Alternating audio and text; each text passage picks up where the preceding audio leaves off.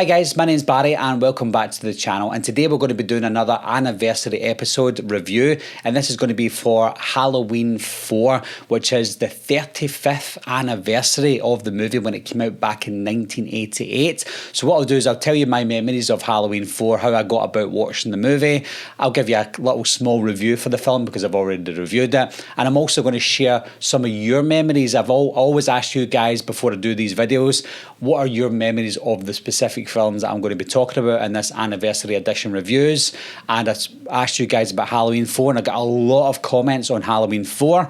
Unfortunately, I can't read them all out, but I'm going to read some of them out so that I can share your memories as well. So being from Glasgow, Scotland in the UK, getting a hold of Halloween 4 was almost non-existent for me as a kid. Obviously, I could go into a shop and possibly pick up the VHS. Sometimes it's few and far between if you can get a VHS of a movie that old, because I didn't really get into the Halloween franchise as a franchise until the late 90s after Halloween H2O came out. So I had seen Halloween 4, but I don't remember seeing it when I was a kid. I just knew that I saw it because I do remember when I watched it for the first time focusing on it. I remember clips going, oh, I've seen this bit before, I've seen that bit before. So obviously I had seen it on TV, but just never really took it in. So trying to get a hold of the film for me was a lot harder than your average big blockbuster movie back in the day, especially back in the late 90s.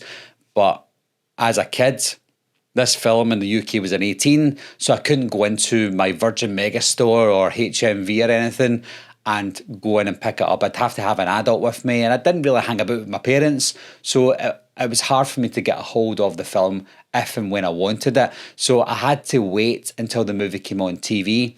Now, in the UK, we don't have what you guys had back in over in the US and Canada, where you've got these movie marathons with all the horror films and stuff. We just don't celebrate that kind of stuff in the UK, or at least we didn't back in the mid-90s. So it was hard to get a hold of this film. I just had to hope and pray that the film came on. And if I found out that it was on, I would check my TV guide, circle it, make sure I remembered it, and then I would just record it on VHS. Now, luckily, that happened, and it happened just around about the time Halloween H2O came out in the UK, because I think Halloween got a bit of a boost around the world. So they started showing Halloween 4, Halloween 5, Halloween 2 on the TV.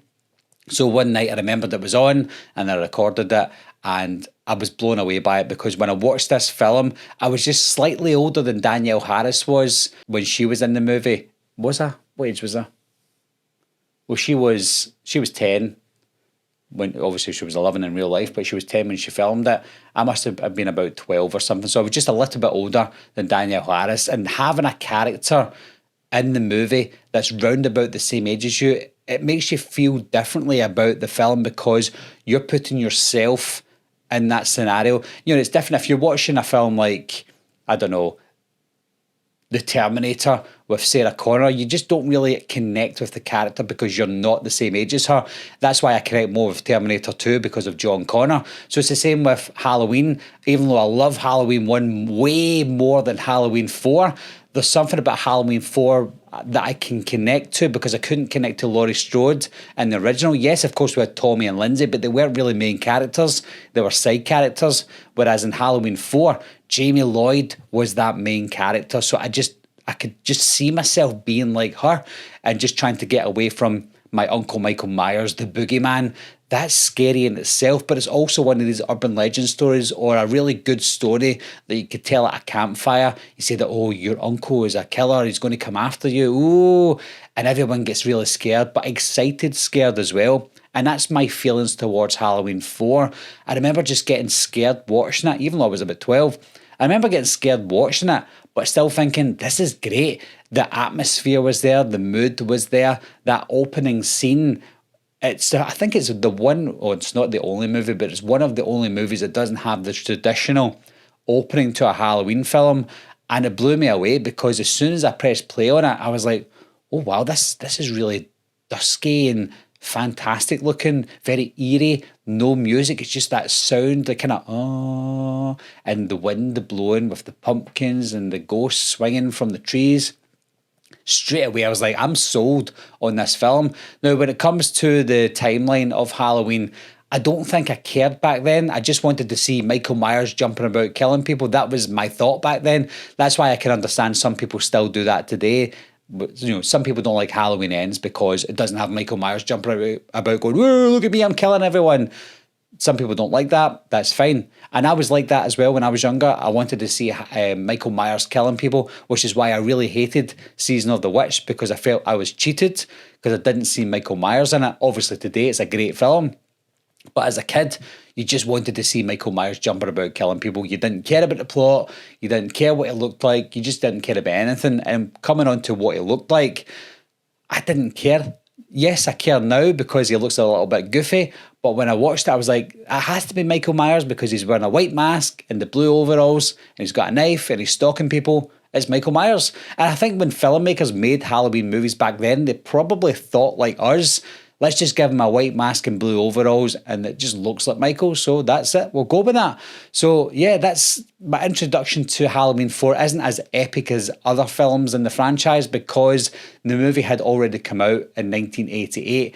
This was the mid-90s when I first found out about the film and wanted to see it. So I already had that disconnect of the years that the movie came out. But reading some of the comments that I will read at the end of the video, a lot of you guys saw this movie in the cinema, and I'm so jealous because what a feeling that would be seeing the return of Michael Myers 10 years later from 1978 on the big screen again. Now, one last memory I have of Halloween 4, I thought I was going to hit the jackpot here.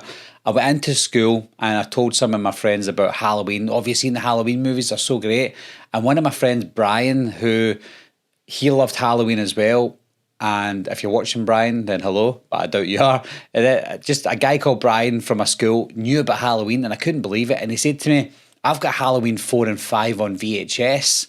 And I'm like, do you? Because I had to record it on TV. But he actually had the purchased VHSs.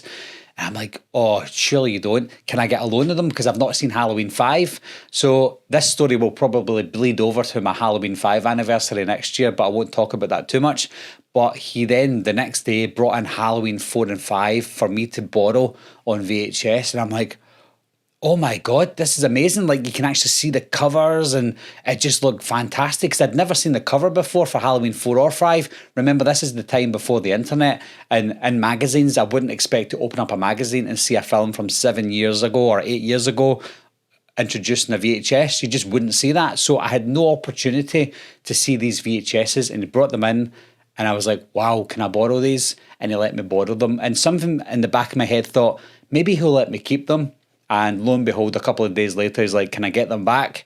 And I'm like, you bam. So I had to give him them back. But I'll talk more about that in my Halloween 5 review because there's more to it than just that. But yeah, that was the first time I saw Halloween 4 on VHS. The cover, I was just like, wow, I fell in love with it. But when I did see the cover, I remember seeing the movie before I saw the cover. I know some people saw the cover and thought, that looks like a cool Michael Myers, and you didn't get that. When I saw the cover, I'm like, that doesn't look like the mask that I watched. Maybe it's a different version of the movie. So when I did take it home to watch it again, it was just the same film that I recorded off the TV. And I'm like, oh, okay. But I didn't see anything wrong with advertising the wrong mask. I just thought that's what Michael Myers kind of looks like. And if we get that in the film, round about the same, then I'm happy with that. So yeah, I wasn't too fussed at the time with artwork and how he didn't look or how he did look. I just wanted to see Michael Myers killing people. Looking back on the movie over 35 years later, the film has aged like fine wine. It's one of the Halloween films in the franchise that is not perfect, but it's a film that you can watch over and over again. If you have to rank Halloween films of repeatable watch to can't watch again, I think Halloween 4 ranks up there with maybe top 3 or 4 where you would watch it over and over again because it always has something to offer. It's got that person that's just not Laurie Strode that you kind of get a break from. You know, you watch the films with Laurie Strode and you're like, okay, it's Laurie getting chased from Michael. We've seen it over and over again. Whereas this one, it breaks the norm. It's something different. It's something that not just you can relate to. It's something that maybe kids can relate to if they're allowed to watch the movie. I know that it's maybe not recommended for kids, but if you are a kid and you do watch it like I was, then there's something that you can connect to. So there's something special about Halloween 4, something more special to it than some of the others in the franchise. And it also dares to do things that other Halloween films didn't dare to do. For example, the end of the movie where Jamie became the killer. How amazing was that? As a kid watching that movie, I'm like, wow, this is amazing. Is this going to be the end of the franchise, or are we going to get another Halloween movie with Jamie?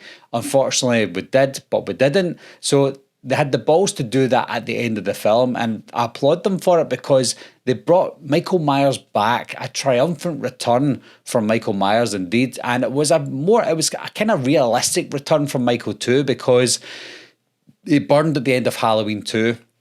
He's got his burns at the beginning of Halloween 4 with his bandages and stuff. So you just kind of suspend disbelief. Okay, he survived. And it's the same with Dr. Loomis. They both survived.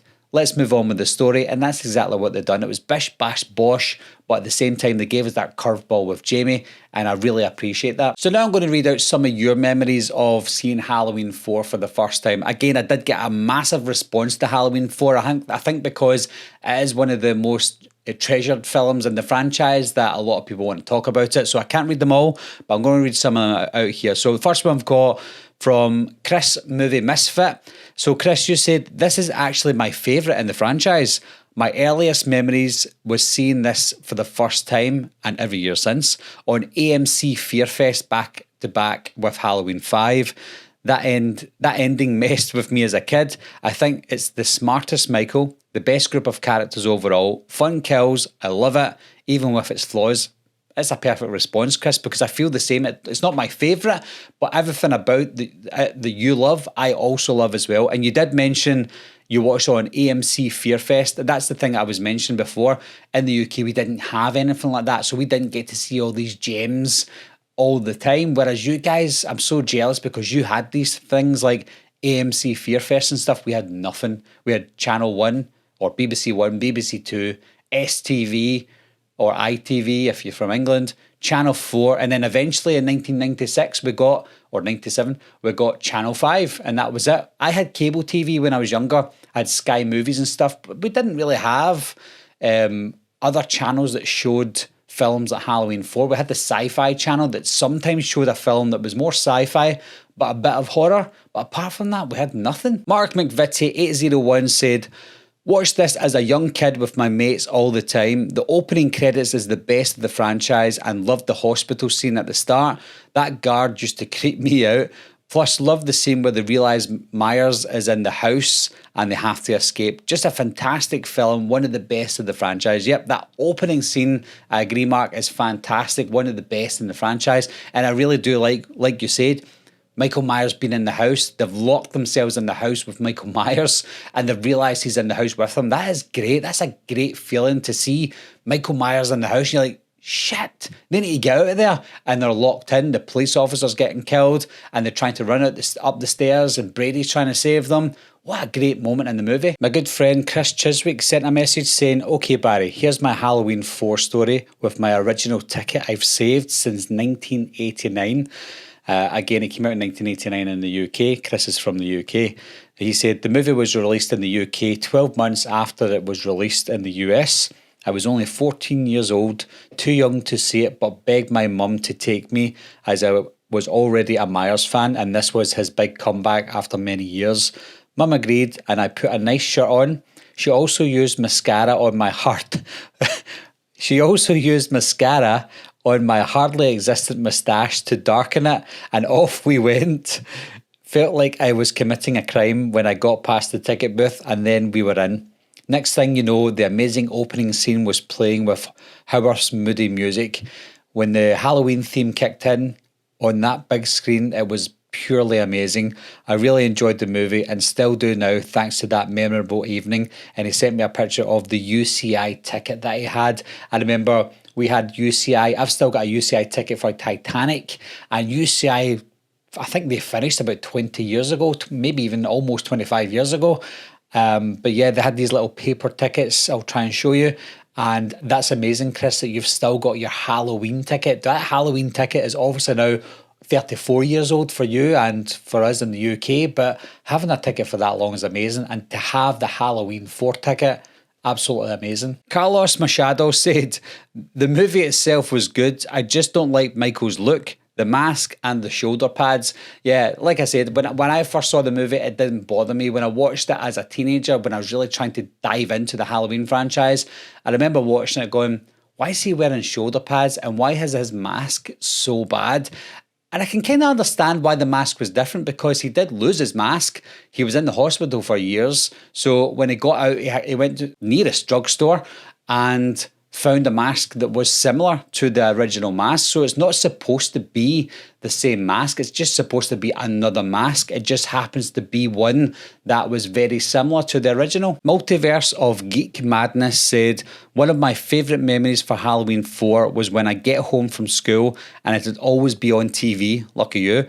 I'd watch it every chance I got. It was my introduction into the Halloween franchise, and it's never stopped being close to my heart. Yeah, and a lot of people have said that this was their introduction to the Halloween franchise. For me, it was obviously the original movie, but my love began after Halloween H2O came out. I just wanted to watch all the Halloween films, but I know that some people who are maybe slightly older than me go to Halloween 4 the same way I did with Halloween H2O. Being one of their favourites in the franchise. And I can really understand that, because if that was your introduction and your gateway into the Halloween franchise, I totally understand. Jeff D. Bowman said, very excited to see this when it came out. First Halloween movie I saw in the theatre.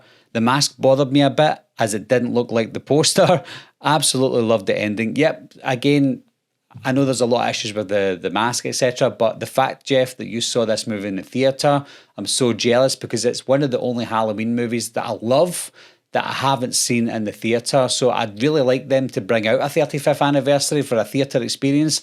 That's never going to happen in the UK, but I can always dream. Liz Who Fan said, my first memory of it was watching it on AMC's Monster Fest years ago and thinking, wow, this is actually pretty good.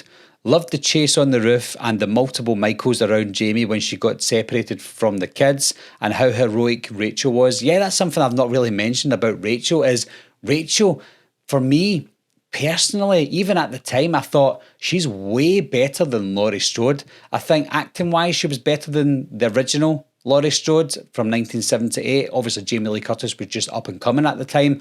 But I think Rachel's introduction into the franchise was a lot stronger than Laurie Strode's. Obviously, Laurie has a lot of movies to back her up now, which is great. But I think if Rachel had the same amount of screen time and movies as Laurie Strode did, I think Rachel would probably be the favourite and not Laurie. Armour Till Armour said, I just remember rewinding to watch the shotgun through the door kill over and over again as a kid. That's not one of the scenes that I rewound over and over as a kid, but that was a really good kill. So I'm sorry guys if I haven't read out your comment. However, I did read all the comments and I loved all the memories that you shared with me. If I read them all out, the video would last hours and I can't do that, unfortunately, so I just had to read out some of them. So thanks for everyone for getting involved, telling me your memories. And again, if I didn't read it out, I certainly did love the memories that you shared. But look out for my next anniversary episode, guys. I'll always do this. I'm always going to put out the questions to you guys, what you thought of a movie when it first came out, what are your memories of that, and I'll share as much as I can. But anyway, guys, thanks a lot for watching again. Thanks for subscribing, and I'll see you soon. Bye-bye. I'll be right back. What are you waiting for, huh? Coming to get you, Barbara. Ever played Skin the Cat? Someone's in the back seat!